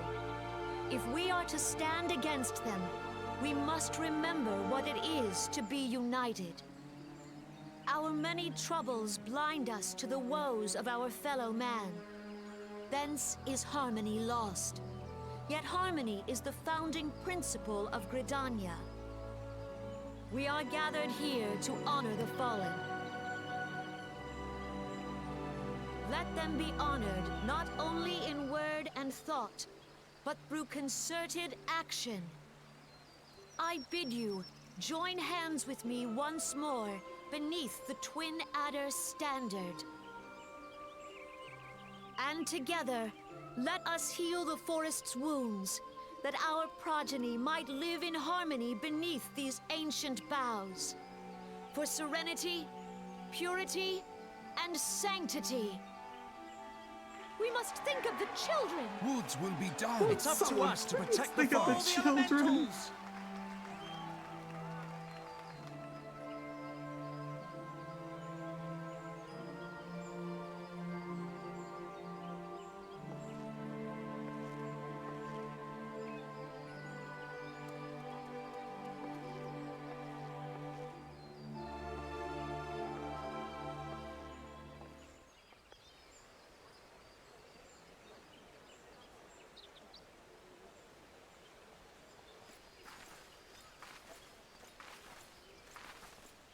There they are, the twins. If you'll permit me, Alphino. And my sister, Alize, at your service. I saw at a glance that you were a fellow traveler. You might call us students of history, sampling the realm's remembrances in pursuit of enlightenment.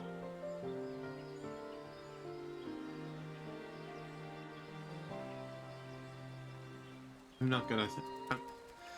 fine. Gridanians were unfortunate enough to contend with two beasts. The Ixal are unquestionably the more troublesome, being of a naturally warlike disposition, and wont to summon their bloodthirsty primal Garuda. The Sylphs, by contrast, are peaceful in nature, being mischievous rather than malevolent, and have long been on friendly terms with the Gridanians. Until recently, at least. Unless they've grown aloof, and a change of observed roughly the time they summoned the primal Ramu. Gordanians have no love for war, and they consider open conflict a last resort. Though they clash with the Ixil ever more regularly, you may be assured that they do so in self-defense. As for the Sils, they're as of yet bound by a peace treaty, though one wonders how long it will be before war is broken. The 12th Ward has gravely wounded, been gravely... I can't do it.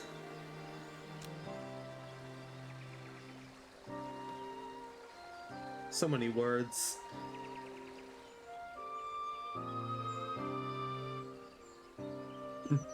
Just try and read it yourself right here.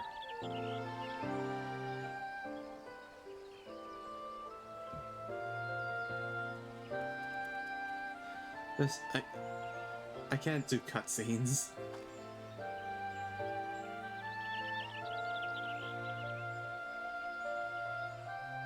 So you know what? I'm just gonna stop trying to do cutscenes.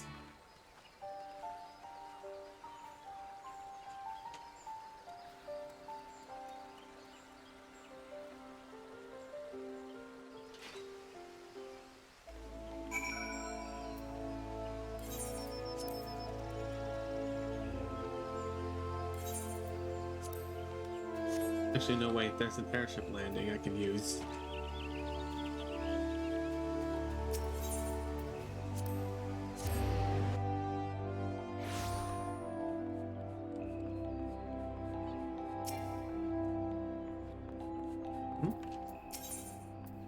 Here we are. Ooh.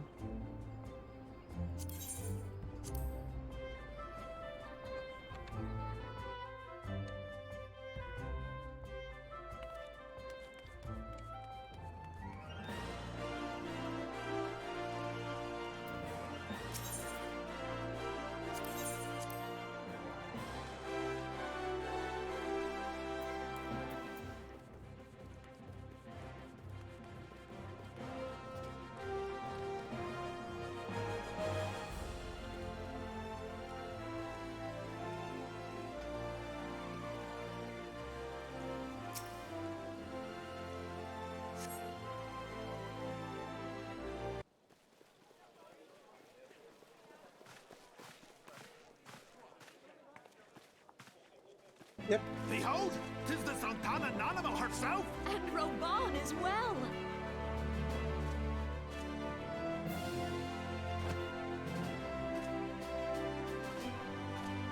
Hark you, souls of flame, drawn to the bosom of the desert, where the fire burns brightest and shall rage forevermore!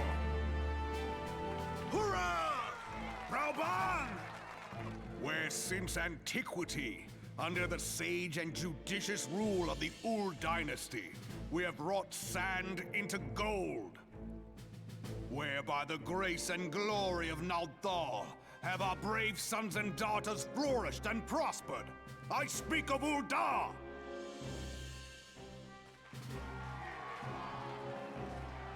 There, at the Flame General's back flies the Grand Company's standard. Note the sigil. The golden scales of order balance the jewel of prosperity with the flame of might. Great and many are the gifts our nation has given the realm. In Eorzea's darkest hour, on the killing fields of Cartano, none spent more in blood and gold than we. Thus was the 7th Imperial Legion laid low. So that's how it happened. How soon history forgets.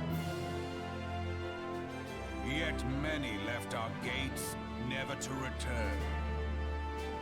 Let us pray for our absent brothers and sisters, that they might know happiness in the great beyond, as Thal's honored guests. If the fates were fair, the price we paid that day would have bought us victory. Alas, they are not. And now, but 5 years into this 7th Umbral era, the spirit of sacrifice which granted us our strength is all but dead. Look around you.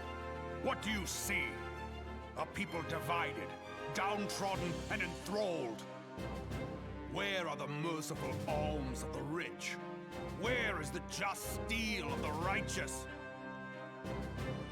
I ask you, is this the great nation our brothers and sisters gave their lives to save? You who call this living, dishonor the name of the immortal flames. It is but a slow death. Our enemies surround us. The savage hordes of the Amalja wait beside our roads, strangling the lifelines of trade. Meanwhile, the Garleans make mock of our borders and despoil our land of its natural wealth. We stand on a precipice, yet we do not act. Whether trader or soldier, monetarist or royalist, all must recognize that a divided Uldar stands to fall. Victory and fortune walk hand in hand. Ye who seek glory and wealth, look not to what little you can snatch from your neighbor, but to the boundless wealth of the world beyond. Now is the time to unite. Now is the time to ride forth. In the name of the Sultana, I beseech you, line not your own coffers, but those of the immortal flames. Seek not to prosper from Uldar, but to restore her to prosperity. As the realm prospers, so shall Uldar. As Uldar prospers, so shall her people. Da for Uldar! Together we are one.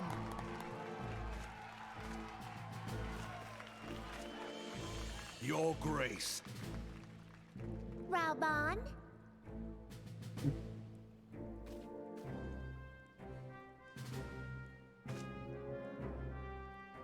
People of Uldar, I, Nanimo, 17th in the line of Ul, address you.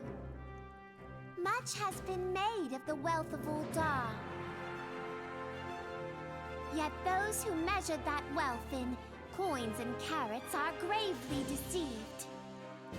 For the true wealth of Uldar lies in the health, happiness, and hopes of her people. Beloved subjects, I bid you raise aloft the torch of Uldar, that her flames might serve as a beacon for all Eorzea to see. Long live Nanamo! Glory to the Sultana! For victory and fortune, stride fearless into the Inferno, for we are by fire reborn! God damn it. You can tell Raubon has passion for his people. Forsooth! The time is now! Fancy meeting you again.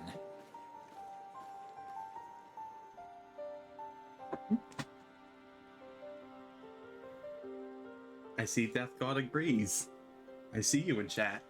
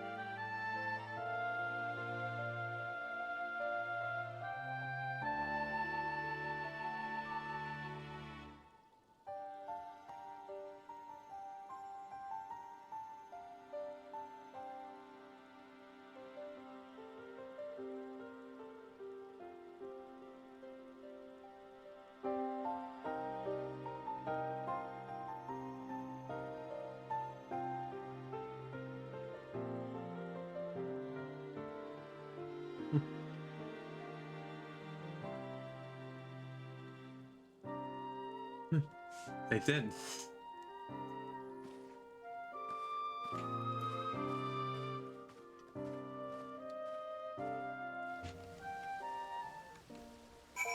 That's why on my first MSQ playthrough, I went with the Immortal Flames, and I'm still a part of them to this day.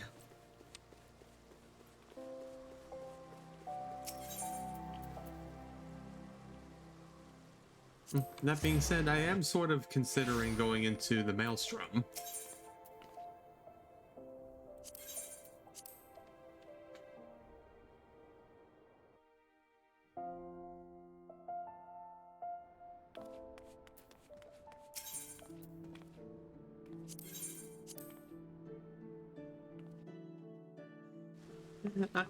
I said considering, it doesn't mean I am going to. Come on, Defcon.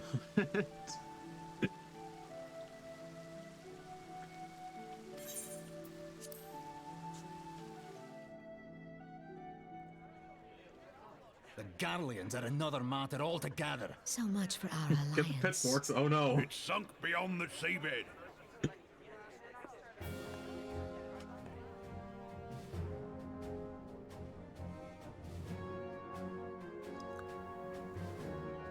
Say hello to the Pirate Queen.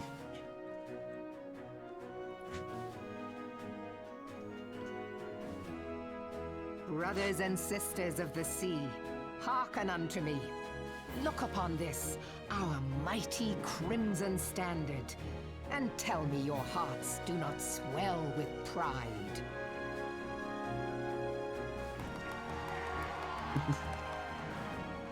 700 summers have come and gone since our forefathers first ran aground in this fertile bay.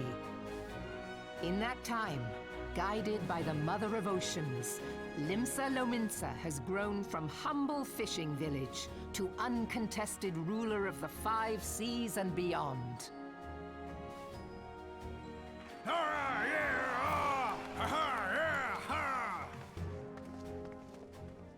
Did you look as the Admiral bid you? It is a rather stirring standard, I must say. The Crimson Field is meant to signify the blood of fallen crewmates, while the Black Longship represents a pirate vessel. It's pretty simple. When the Garlean Empire marched upon Eorzea, we assembled beneath the Maelstrom standard, and our grand company was reborn. All answered the call, from the Knights of the Barracuda to Hilfier's bloody executioners. And together, we met our would-be conquerors upon the field of Cartano. That day, the world bore witness to the united strength of Limsa Lominsa. I swear to you, no army ever fought harder or with more courage. Yet many of ours did not survive. I don't know, the Immortal Flames would beg to differ. Join me now in remembering those who fought in the name of freedom and fell. May their souls be returned to the sea.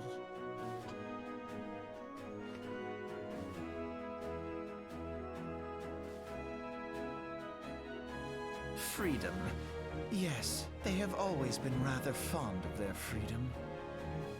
Much as the beast tribes have. Small wonder. Beneath the surface, one would struggle to tell them apart. It has been 5 long years since the calamity struck. 5 long years of tireless rebuilding. Yet still the wounds of the calamity fester and weep. But when I stand atop the mizzenmast and gaze out upon our battered and broken vessel, I see an undying spirit. Did we not build all this from the wreck of the Galadian all those centuries ago? Shall we not do so again? Yet there are those who would see this ship of ours sink beneath the waves of the restless Rotano. The Sahagin creep ashore seeking blood for their accursed god. Those fishbuck The Sahagin have risen? While the mines of Ogomoro spew forth kobolds who push ever south, despoiling our lands as they go. These savage beast tribes will be the first waves to crash against our creaking hull. And behind them swells the grim tide of the Garlean Empire. Even now, the Curs fly their flags within our borders. Doubt not, but that they will be upon us ere long. We are well nigh surrounded. Yet there are those among us who would rather turn their swords against their crewmates than our cannons against our foes. How can we hope to repel our many enemies when mutiny breeds below deck? There is but one course left to us. One bearing that will bring us victory over the beast hordes and the Empire both, and see this ship safe to port.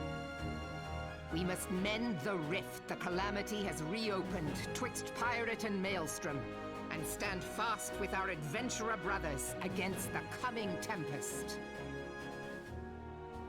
Mark ye well, a crew without unity is no crew at all. 'Tis but a mass of drowned men. To me, then, brothers and sisters of the sea, gather beneath the undying crimson standard and pledge me your strength, your skill, your wisdom. And with the guidance of the navigator, this great vessel of ours shall ride the waves till sea swallows all. Long live the Admiral! Admiral Melvin! Gather the lads! Oh, where's me cutlass? I'll follow ye to the seven hells, Admiral! Yarr!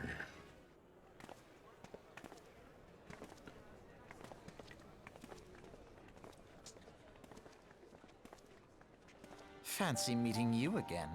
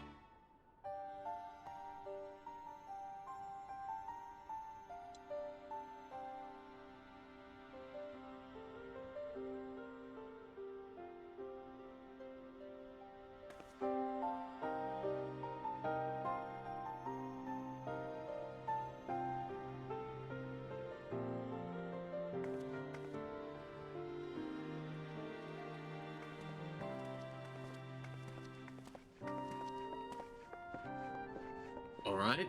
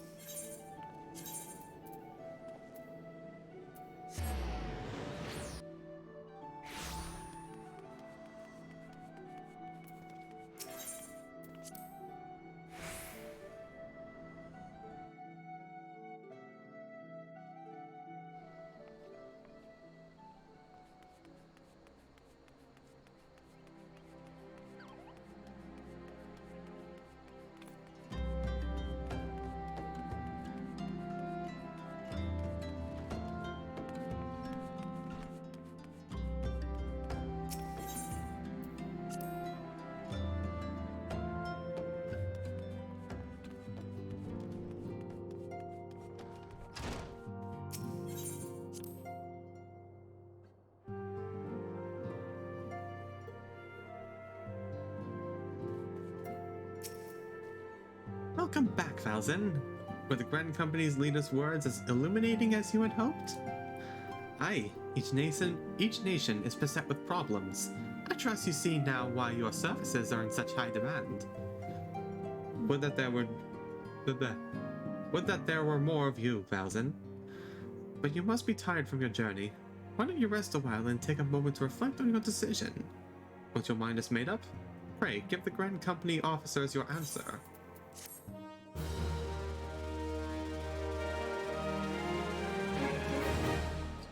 And meanwhile... The gods only know what Grand Company our adventurer friend will keep.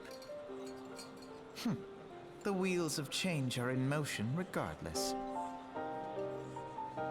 Brother, are you certain this course is best? Whatever do you mean, dear sister? The so-called remembrance ceremonies were little more than standard waving rallies.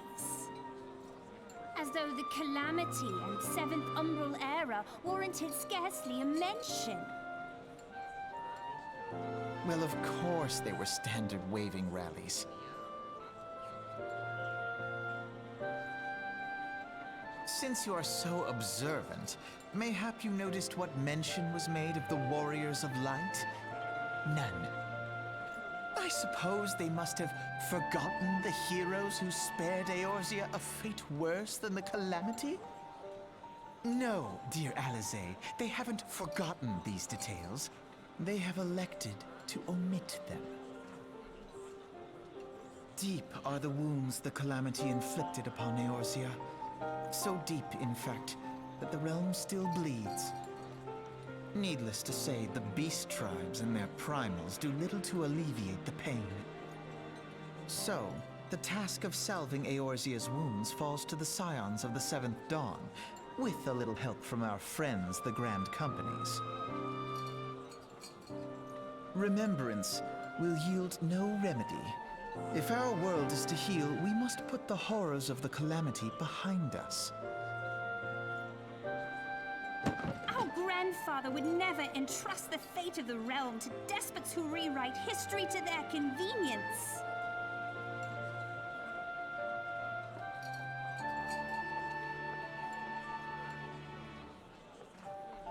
There must be another way to cure what ails this world, and I mean to find it. You are most welcome to try. Our paths may differ, but our destination is the same. In time, I dare say we will see eye to eye. I should hope so. Bye, Alize. My lady! We are to escort you. See? Bye, Hope does Alize. not come into See you it. in Heaven's Word. We share the burden of this fate, dear sister, and will prevail together or not at all. The salve will serve not only to close up our present wounds, but prevent old ones from opening anew.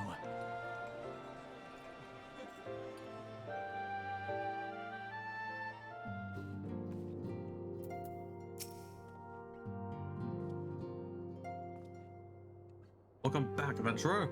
I take it General Rabone's words kindled a fire within you? Excellent. I fear that the incident with the traitor may have soured your opinion of us. It glads me to say that it isn't the case.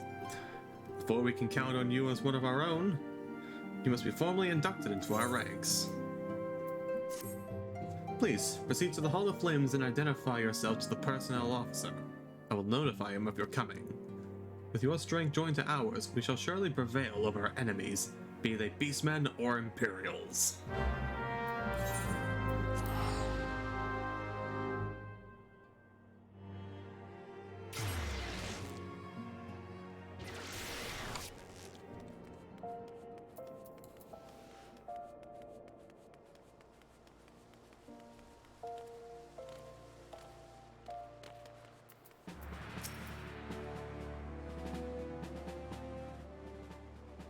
What brings you to the Hall of Flames this evening, adventurer? My name is Falzin Skycloak. I believe you are expecting me? Ah, I thought as much. You are just our man at the Waking Sands described. It's an honor to meet you, sir.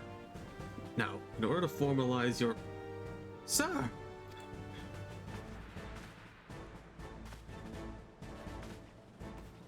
Speak, Private. Imperial sir, they fired on a highwind skyways airship. Scout saying she's coming down to the west, near Horizon's edge. Bloody hells! Of all time for this to happen! Belzen, no time for formalities. The Immortal Flames need your help now. We're in the midst of a large-scale operation against the Amalgam, and we have no one to spare in Western Thanaland. You must get to that ship before the Garleans do. If there are any survivors, see that they do not come to further harm. Now go.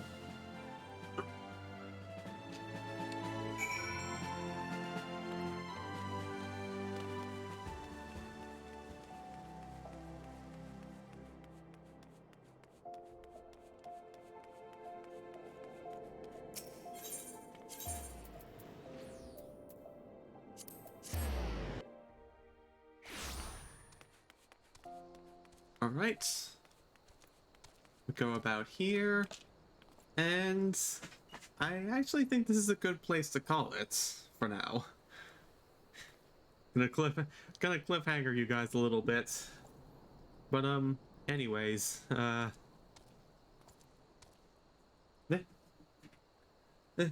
thank you all for tuning in, those who decided to show up.